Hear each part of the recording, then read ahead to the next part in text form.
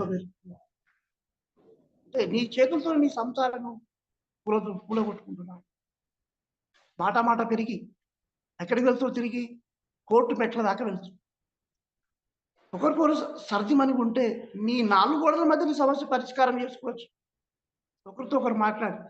కానీ ఇది బయట ప్రపంచానికి తెలిసి కోర్టుకు వెళ్ళి కోర్టు ద్వారా ఇంకా ఇక్కడ మీడియా వస్తే ఆ మీడియా పేపర్లో వచ్చి మొత్తం నీ కుటుంబ పరమంతా పోతుంది.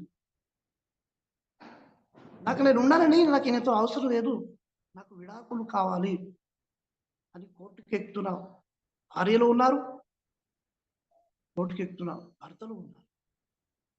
మంచిది కాదు. ప్రతి ఒక్కరికి దేవుని జ్ఞానం అవసరం. అతికి దేవుడు జ్ఞానము లేకయే నా ప్రజలు చెరపట్టబోతుంది. ప్రతి ఒక్కరికి 26 పుస్తకాల జ్ఞానం చాలా అవసరం.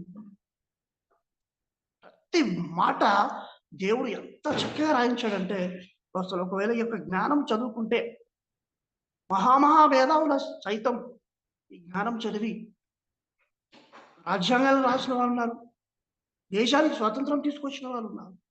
అలాంటి మహోన్నత లేఖనాలు క్రైస్తవులుగా మనం కలిగి ఉన్నారు. మనం ఎంతో ధన్యులం. ఈ లోకంలో ఎవరు ధన్యులు అంటే, ఈ 26 పుస్తకాలు ఎవరైతే కలిగి ఉన్నారు వారికంటే ధన్యులు లోకంలో ఎవరు లేరు. పౌలు గారు తిమోతి గారికి రాస్తే ఏమంటుంది చూద్దాం. చక్కటి మాట ఇక్కడ రాయించారు. తిమోతి గారికి పౌలు గారు రాస్తున్నారు 5వ అధ్యాయం 14.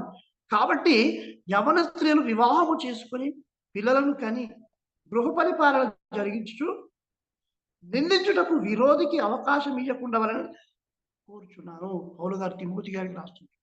ఎందుకంటే యవన స్త్రీలు వివాహం చేసుకుని పిల్లలు కని గృహ పరిపాలన అంటే ఇంట్లో